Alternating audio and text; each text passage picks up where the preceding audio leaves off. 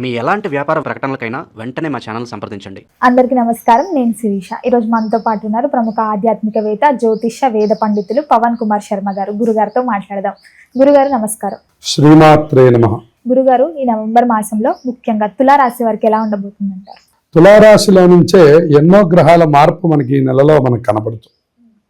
ఇప్పటి వరకు తులారాశిలో సంచారం చేసినటువంటి బుధుడు, అలాగే శుక్రుడు, అలాగే రవి, అన్ని గ్రహాలు కూడా వృశ్చిక రాశిలోకి మారబోతున్నాయి.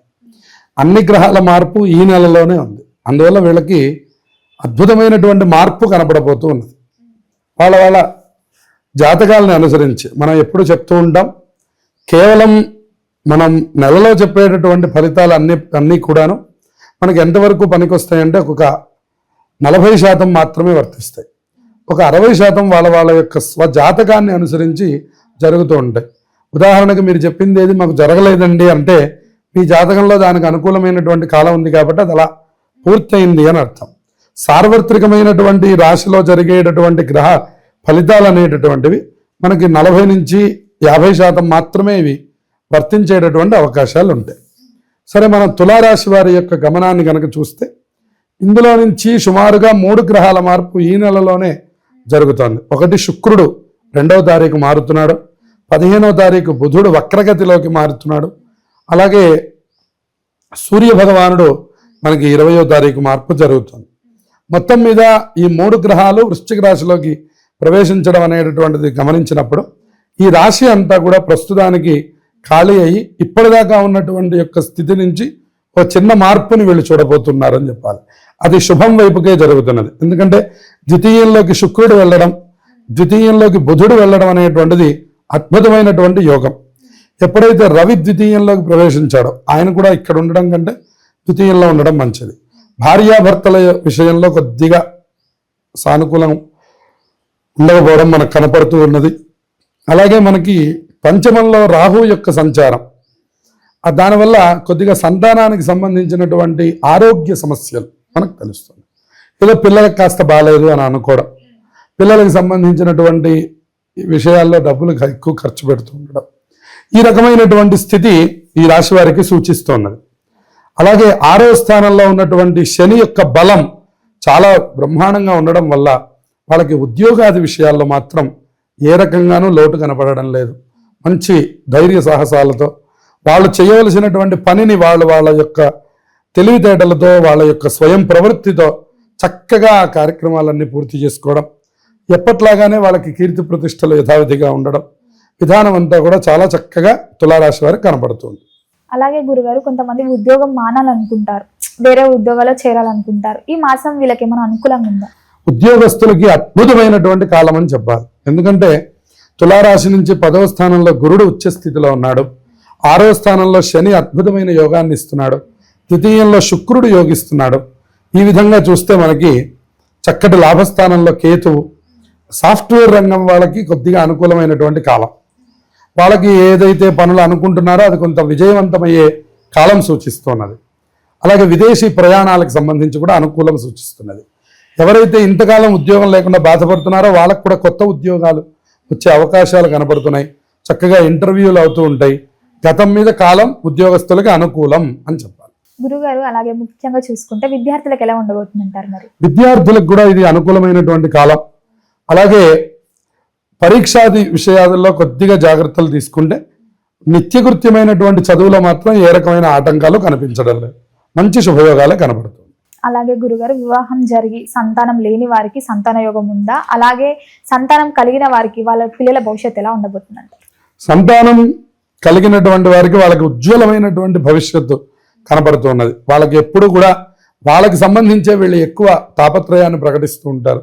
వాళ్ళకి ఏదైనా ఏర్పాటు చేయాలి, లేదా వాళ్ళకి ఏదైనా ఇంకా వెళ్ళడానికి తగినటువంటి సౌకర్యాలు ఏర్పాటు చేయాలి, వాళ్ళు ఇంకా ఇంట్లో చదువుకోవడానికి తగిన సాధనాలు కొనాలి అనేటటువంటి ఆలోచనలు తులారాశి వారు చేస్తారు ఈ నెలలో. అట్లాగే సంతానం కలగాలి అని అనుకునేటటువంటి వాళ్ళు చేసే ప్రయత్నాలు కూడా ఫలించేటటువంటి అవకాశాలు ఉన్నాయి. ఎందుకంటే రాహుకేతువులు పంచమ లాభస్థానాల్లో ఉన్నారు. వాళ్ళు కొద్దిగా యోగం చేస్తూ ఉన్నారు కాబట్టి అనుకూలమైన వాతావరణం ఇప్పుడు సంతానం కనడానికి తులారాశి వారికి కనబడుతుంది. అలాగే గురుగారు, వివాహం జరగని వారికి మరి ఎలా ఉందంటారు? వివాహం జరగని వారికి కూడా ఇప్పుడు ప్రస్తుత గురుబలం ఉండడం వల్ల ఇది అనుకూలమైనటువంటి కాలమే అని చెప్పాలి. ఎప్పుడైతే రవి మార్పు జరిగిందో అంటే చివరి భాగంలో, చివరి వారంలో వాళ్ళు చేసే ప్రయత్నాలు అద్భుతమైన ఫలితాలను ఇవ్వబోతున్నాయి. ప్రత్యేకంగా చెప్పాలంటే మార్గశిర మాసం వచ్చాక వాళ్ళకి అనుకూలమైన వాతావరణం కనపడుతున్నది. అమావాస్య వెళ్ళేంత వరకు కొద్దిగా అనుకూలం తక్కువగానే కనపడుతుంది. అలాగే గురుగారు, ముఖ్యంగా ఈ తులారాశి వారు ఏదైనా బిజినెస్ స్టార్ట్ చేయాలనుకుంటే ఈ రాశికి సంబంధించిన ఏదైనా మంచి బిజినెస్ ఏంటంటారు గురుగారు? వీళ్ళు స్త్రీలకు సంబంధించినటువంటి బిజినెస్ ఏదైనా చేసినా, విశేషంగా రియల్ ఎస్టేట్కి సంబంధించి కానీ వీళ్ళకి అద్భుతమైనటువంటి ఫలితాలు కనపడతాయి. స్త్రీ సంబంధమైనదంటే మనకు ఆన్లైన్ షాపింగ్స్ కానివ్వండి, జ్యువెలరీ కానివ్వండి, 1 గ్రామ్ గోల్డ్ కానివ్వండి, ఫ్యాన్సీ అట్లాంటివి ఏదైనా పడి కూడా మంచి ఫలితాలు ఈ రాశి వారికి కలుగుతాయి. ముఖ్యంగా ఆరోగ్యపరంగా ఎలా ఉండబోతుంది అంటారు? ఆరోగ్యపరంగా చిన్న చిన్న జాగ్రత్తలు తీసుకోవాల్సిన అవసరం ఉంది. రవి ఇప్పటిదాకా జన్మరాశిలో ఉన్నారు. ఏదో ఒక శారీరక శ్రమ, అధిక ఒత్తిడి ఇవన్నీ కూడా ఇప్పటిదాకా కనపడుతూ ఉన్నాయి.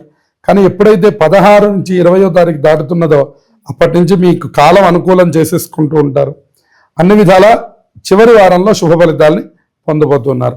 ప్రథమార్థంలో కొద్దిగా స్వల్ప ఆరోగ్య సమస్యలు, శరీరం డెలికేట్గా ఉండడం, తలస్నానం చేస్తే జలుబు చేస్తూ ఉండడం, ఇటువంటి విధానాలు సూచిస్తూ ఉన్నాయి. గురుగారు, ముఖ్యంగా తులారాశి వారికి ఆర్థికంగా ఎలా ఉండబోతుంది అంటారు ఈ మాసం అంతా? ఆర్థికమైనటువంటి ఇబ్బందులు ఏమీ లేవు, అన్ని విధాలా అనుకూలంగా ఉంది. చక్కటి మార్గం సూచిస్తున్నది. వాళ్ళకి దశమంలో ఉన్నటువంటి గ్రహం యోగించడం వల్ల ఆధ్యాత్మిక వాతావరణం పెరిగి పూర్వం కంటే కూడా చక్కటి మార్పులు వాళ్ళు తెచ్చుకొని వాళ్ళను వాళ్ళు మార్చుకొని చక్కటి మార్గంలో ప్రయాణం చేస్తారు. అలాగే గురుగారు, ఇంకా ఈ మాసం అంతా అనుకూలంగా ఉండాలంటే ఏ దైవాన్ని పూజించమంటారు? ఎలాంటి పరిహారాలు చేసుకోవాలండి? వీళ్ళకి ప్రత్యేకంగా మనం గమనించినట్లయితే గ్రహస్థితిలో సూర్యుడి యొక్క బలం బాగా తక్కువగా ఉంది, అలాగే శుక్రుడి బలం తక్కువగా ఉంది. అందువల్ల కొంత ఆదివారాలు కొద్దిగా సూర్య నమస్కారం చేస్తూ ఉండడం, రోజు రాగి చెంబులో కొద్దిగా నీరు తీసుకుంటూ ఉంటే ఆరోగ్య ఆర్థిక విషయాలు అనుకూలమవుతాయి. నవంబర్ నెలంతా కూడా ఆధ్యాత్మికమైనటువంటి మాసం కింద చెప్పాలి. ఎందుకంటే ఇందులోనే కార్తీక మాసం నడుస్తూ ఉన్నది. ఇందులో అనేకమైనటువంటి పర్వదినాలు ఈ నవంబర్ నెలలో మనకి కనబడుతూ ఉన్నాయి. అందులో మనం ముఖ్యంగా గమనిస్తే నవంబర్ 1వ తారీఖు కార్తీక శుద్ధ ఏకాదశి కనబడుతున్నది. దానికి మనం ఉత్థాన ఏకాదశి అని పిలుస్తారు. శ్రీ మహావిష్ణువు ఆషాఢ మాసంలో వచ్చే తొలి ఏకాదశి రోజున నిద్రలోకి, శయన ఏకాదశి అనే దీంతో నిద్రలోకి ప్రవేశించి మళ్ళీ 4 మాసాల తర్వాత అంటే శ్రావణం, భాద్రపదం, ఆశ్వీజం, కార్తీకం, కార్తీక శుద్ధ ఏకాదశి రోజున ఉత్థాన ఏకాదశి అంటే ఈ రోజున మళ్ళీ నిద్ర లేచేటటువంటి రోజు అని చెప్తూ ఉంటారు. ఈ 4 నెలలను చాతుర్మాస్యలు అని పిలుస్తారనమాట. అందుకని ఆషాఢ శుద్ధ ఏకాదశికి ఎంత ప్రాధాన్యత ఉన్నదో తొలి ఏకాదశి అంటాం మనం. అట్లాగే ఇక్కడ కూడా అంతే ప్రాధాన్యత ఉంది. అది ఈసారి మనం 1వ తారీఖు శనివారం రోజున మనం చూడబోతున్నాం. ఇక తర్వాత 2వ తారీఖు క్షీరాబ్ది ద్వాదశి అంటారు. ఆ రోజున అందరూ తులసి పూజ చేయడం, క్షీరాబ్ది శయన వ్రతం అనేటటువంటి వ్రతాన్ని ఆచరించడం, అందరూ తులసి చెట్టు, ఉసిరి చెట్టు పెట్టుకొని అక్కడ 365 ఒత్తులు వెలిగించి ఆ తులసి పూజ చేయడం, తులసి దామోదరులని ఉసిరి చెట్టుకి కళ్యాణం చేస్తూ ఉంటారు. తులసి కళ్యాణము అని. అటువంటి కళ్యాణం చేసేటటువంటి రోజు 2వ తారీఖు మనకు కనపడుతున్నది. ఆ తర్వాత మనకి 5వ తారీఖు పౌర్ణమి కనపడుతున్నది, బుధవారం. 5వ తారీఖున పౌర్ణమాస్య రావడం అనేటువంటిది చాలా విశేషం. విశేషంగా ఈసారి బుధవారం వస్తున్నది. సంఖ్యాపరంగా చూసినా కూడా 5వ తారీఖు చాలా గొప్ప సంఖ్యగా మనకు కనపడుతున్నది. పౌర్ణమి రోజున కూడా చాలా విశేషమైనటువంటి క్రతువులు ఆచరిస్తారు మన వాళ్ళు. తెల్లవారుజామునే స్నానం చేయడం, దేవాలయానికి వెళ్ళడం, దీపాలు వెలిగించుకోవడం, ఆ దీపాలతో పాటు కొన్ని దీపములు దానం చేయడం, దీపదానములు చేస్తూ ఉంటారు. అలాగే దేవాలయంలో శివుడికి అభిషేకం చేస్తూ ఉండడం, అలాగే ఎన్ని వీలైతే అన్ని దీపాలు పెడుతూ ఉండడం, ఉదయం నుంచి సాయంత్రం వరకు ఉపవాసం ఉండడం, సత్యనారాయణ స్వామి వ్రతం చేస్తూ ఉండడం, ఇలా మనకి అనేకమైనటువంటి ఆధ్యాత్మిక కార్యక్రమాలకి కార్తీక పౌర్ణమి అత్యంత విశేషమైనటువంటిది. ఇక సాయంకాలానికి వచ్చేసరికి జ్వాలా తోరణం అని చేస్తారు. శివాలయాల్లో ఒక గడ్డితో వెలిగించినటువంటి ఒక జ్వాల మధ్యలో నుంచి శివపార్వతుల యొక్క ఉత్సవమూర్తుల్ని అటు ఇటు తిప్పుతారు. దాన్ని జ్వాలా తోరణం అంటారు. అది కూడా అది దర్శనం చేస్తే ఒక 10 జన్మలలో చేసిన పాపం పోతుంది అని చెప్తారు. అది కూడా ఈసారి మనకు 5వ తారీఖు మనకు కనపడుతున్నది. ఇక తర్వాత మనకి 8వ తారీఖు సంకష్టహర చతుర్థి ఉన్నది. సంకష్టహర చతుర్థి మనకి ప్రతి నెల వస్తూ ఉంటుంది. కానీ కార్తీక మాసంలో, శ్రావణ మాసంలో, మాఘ మాసంలో ఇటువంటి వాటికి ప్రత్యేకతల్ని చెప్పారు. కార్తీక మాసంలో వచ్చేటటువంటి సంకష్టహర చతుర్థి మళ్ళీ 8వ తారీఖు శనివారం రాబోతున్నది. అది కూడా చాలా విశేషమైనటువంటిది. ఎవరెవరైతే ఏలినాటి శనితో బాధపడుతున్నారో వాళ్ళు ఆ రోజున అందరూ ఉపవాసం ఉండి తప్పకుండా గణపతి ఆరాధన చేస్తే వాళ్ళందరికీ శని బాధలు తొలగిపోతాయని చెప్పారు. ఎందుకంటే మనందరికీ తెలిసిన కథ, శని భగవానుడు రోజు వచ్చి ప్రతి దేవతని కూడా ఆయన పీరియడ్ వచ్చినప్పుడు ఆయన తప్పకుండా ఆయన పీడిస్తాడు. అలా శివుడి దగ్గరికి రావడము మనకి తెలుసు. కానీ గణపతి దగ్గరికి వచ్చినప్పుడల్లా ఆయన రేపు రా అంటున్నాడు. ఆయన వచ్చిన ప్రతిసారి రేపు రా అంటున్నాడు. ఆయన ఎన్నిసార్లు చూసినా కూడా రేపు రా అంటున్నాడని చెప్పని ఆయన చివరికి వెళ్ళడం మానేసేట శని భగవాన్. అందుకని శని పీడలు ఉన్నటువంటి వాళ్ళకి గణపతి ఆరాధన చాలా విశేషమైనటువంటిది. గురుగారు, మొత్తం మీద ఈ నవంబర్ మాసంలో తులారాశి వారికి ఎలా ఉండబోతుంది, ఎలాంటి పరిహారాలు చేయాలి, ఏ దైవాన్ని పూజించాలో తెలియజేసినందుకు ధన్యవాదాలు. శుభమస్తు.